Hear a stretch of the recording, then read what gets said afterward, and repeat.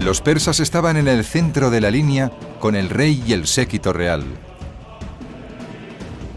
Delante de Darío estaban los elefantes portadores de equipaje y otros 50 carros.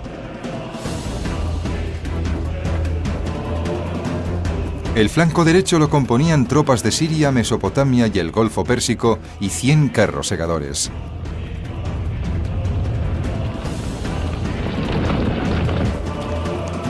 Como todos los comandantes griegos antes de él, Alejandro organizó su infantería en falanges. Esos bloques de tropas formaban un muro de lanzas para detener al enemigo. Las primeras 5 filas empuñaban las lanzas hacia el frente, mientras las demás filas lo hacían en un ángulo de 75 grados para desviar las jabalinas lanzadas por los enemigos. Pero a diferencia de sus predecesores, Alejandro combinaba la fuerza de la falange con la flexibilidad de los ataques rápidos de caballería. El ejército macedonio, diseñado por Filipo I y perfeccionado después por Alejandro, era como la bomba inteligente de la antigüedad. Era realmente muy diferente de la falange griega, que consistía en infantería pesada, que avanzaba en sólidas formaciones y luchaba de forma brutal. Era un estilo de lucha que en ocasiones se llama de escudo y espada. La falange macedonia funcionaba como un escudo y la caballería hatairoi como una espada ofensiva. En Gaugamela, Alejandro organizó una falange de macedonios con caballería a cada lado, pero también situó una falange en la retaguardia compuesta por mercenarios y aliados. Sabía que los movimientos de su propia caballería podían dejar a su infantería vulnerable a los ataques desde los flancos y desde atrás. Esta segunda falange se ocuparía de neutralizar esa amenaza. Alejandro no parecía estar nervioso antes de la batalla. De hecho, se puso a dormir. El sol estaba muy alto cuando se despertó y se unió a sus tropas.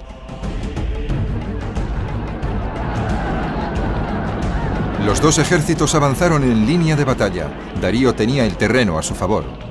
La amplia llanura era perfecta para desplegar su infantería, muy superior en número, y su caballería. Los persas quintuplicaban las fuerzas de Alejandro. Para evitar que le superaran por los flancos, Alejandro dirigió su caballería a la derecha, hacia el final de la línea persa. La caballería de Darío se movió en la misma dirección para no perder de vista a sus oponentes. Estas maniobras fueron ventajosas para Alejandro, ya que alejaron a ambas fuerzas lejos del terreno que el emperador persa había preparado para sus carros. Darío se dio cuenta de lo que estaba ocurriendo y ordenó el avance de su flanco izquierdo. Para evitar que le rodearan, Alejandro cargó entonces contra los persas. Lo que Alejandro buscaba en sus batallas era ante todo una abertura en la formación enemiga. En cuanto la encontraba, dirigía una carga de su caballería hatairoi directamente hacia ese hueco.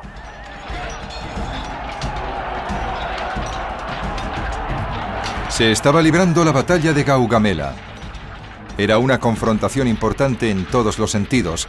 300.000 hombres luchando a lo largo de kilómetros y kilómetros de desierto con el imperio persa como recompensa. El ataque de Alejandro parecía suicida. Fue una batalla terrible en la que los macedonios estaban en franca inferioridad numérica. Siempre dicen que cuando luchas contra una fuerza superior es algo así como pelearte contra un oso.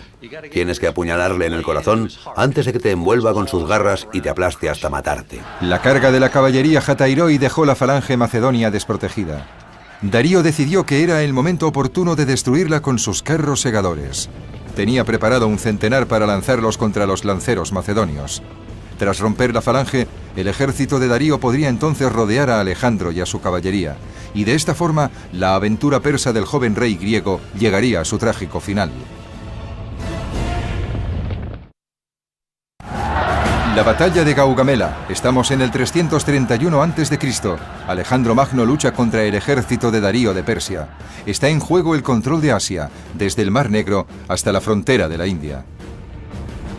Darío decidió que sus carros segadores entraran en acción y estos atacaron la falange griega. Ante ellos se interponía un muro de lanzas afiladas como cuchillas. Los hombres de la falange vieron 100 carros que se dirigían hacia ellos con sus afiladas hojas de 1 metro girando en las ruedas. Pero las tropas de Alejandro, curtidas en muchas batallas, aguantaron en sus posiciones. Sin embargo, en el último momento, cuando los carros estaban casi sobre ellos, abrieron sus filas y los carros pasaron sin causar daño alguno a los griegos. Pero por el contrario, esta maniobra fue fatal para los conductores de los carros. Al pasar por las filas abiertas, centenares de jabalinas y lanzas acabaron con todos. Los mejores lanzadores de jabalinas y arqueros griegos estaban en primera línea y dispararon sus armas contra los caballos. Si derribabas a uno, los que le seguían tropezarían y caerían. Mientras tanto, Alejandro y su caballería habían ganado ventaja, por lo que Darío envió a la caballería del centro de sus líneas como refuerzo. Al moverse de su posición, dejaron un hueco que Alejandro vio inmediatamente. Entonces giró a la izquierda y cargó directamente hacia este hueco, hacia el rey persa. Alejandro solo consiguió tener superioridad numérica en un único momento de la batalla, pero fue en el momento más crucial, al cargar contra Darío. La falange macedonia seguía a Alejandro. La línea de batalla persa se rompió y una vez más Darío huyó. Cuando el resto del ejército vio que su rey y su séquito huían, pensaron, como es lógico, si el rey huye, ¿por qué nos tenemos que quedar aquí jugándonos la vida? Pero la batalla todavía no había concluido. Parte de la caballería persa consiguió reagruparse y atacar a la caballería del flanco izquierdo de Alejandro. Si ese flanco del ejército de Alejandro cedía, particularmente si cedía demasiado pronto, todo el plan de batalla de Alejandro se vendría abajo, lo cual probablemente no solo impediría su victoria, sino que podría conducirle a una rotunda derrota. Pero nuevamente la inteligencia táctica de Alejandro salvó la situación. Había situado la falange en la retaguardia para prevenir una emergencia semejante y entonces ordenó que entrara en acción, consiguiendo hacer retroceder a la caballería persa. Cuando se supo que Darío había huido, el enorme ejército persa empezó a retirarse. En ese momento todo el ejército macedonio se puso a perseguir a los persas. Darío lo había abandonado todo al huir para poder salvar su vida. En Isos había dejado a su mujer y a sus hijas. Esta vez en Gaugamela dejó grandes cantidades de tesoros y armas e incluso su propio carro real. Pero consiguió escapar. Las cifras de bajas habidas en batallas antiguas normalmente eran más propaganda que hechos reales. El historiador griego Arriano decía que Alejandro había perdido solo 100 hombres, mientras que Darío había perdido 300.000. Aunque eso sea evidentemente una terrible exageración, los persas debieron sufrir un número de bajas muy considerable. El ejército persa perdió muchos hombres cuando emprendió la retirada. Durante los siguientes 9 meses, Alejandro perseguiría a Darío, pero nunca más ambos líderes se volvieron a ver con vida. Darío murió apuñalado por uno de sus propios generales y fue abandonado junto al camino mientras agonizaba. Alejandro encontró al rey muerto y lo envolvió en su propia capa. Mandó ejecutar a los asesinos de Darío y celebró un funeral real en su honor.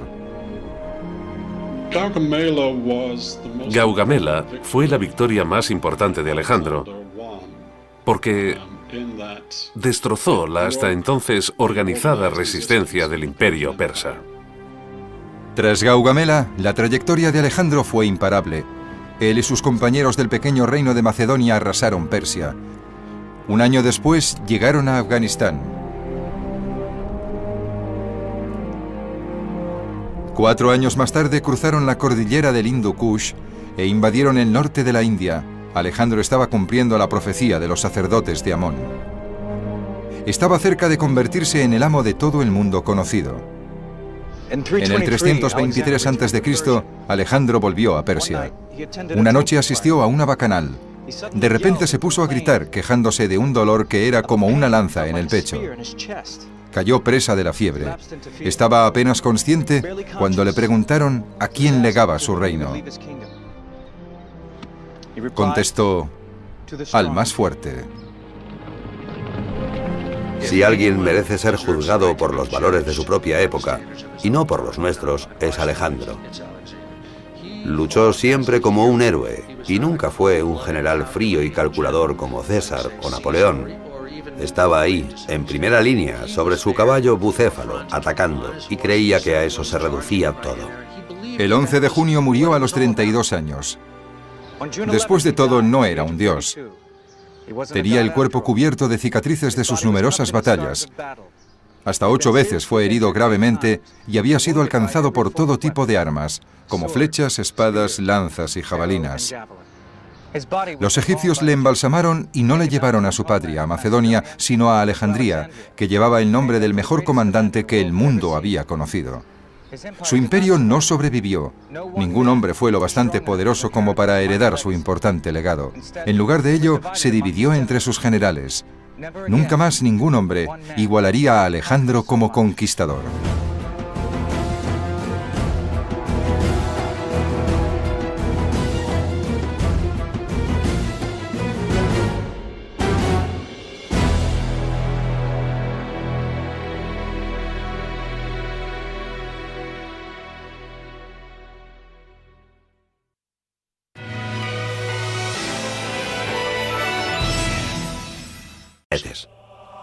Los persas estaban en el centro de la línea con el rey y el séquito real.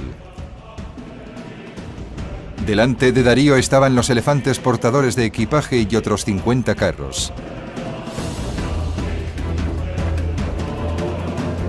El flanco derecho lo componían tropas de Siria, Mesopotamia y el Golfo Pérsico. Macedonia funcionaba como un escudo y la caballería Hatairoi como una espada ofensiva. En Gaugamela, Alejandro organizó una falange de macedonios con caballería a cada lado. Pero también situó una falange en la retaguardia compuesta por mercenarios y aliados. Sabía que los movimientos de su propia caballería y 100 carros segadores.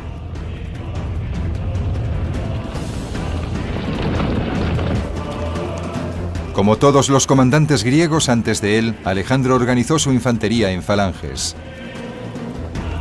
Esos bloques de tropas formaban un muro de lanzas para detener al enemigo. Las primeras 5 filas empuñaban las lanzas hacia el frente, mientras las demás filas lo hacían en un ángulo de 75 grados para desviar las jabalinas lanzadas por los enemigos.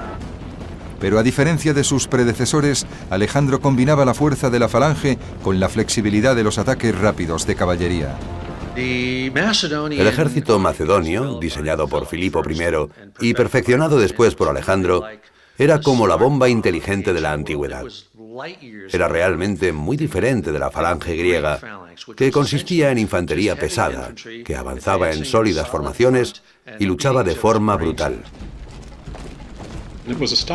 Era un estilo de lucha que en ocasiones se llama de escudo y espada. La falange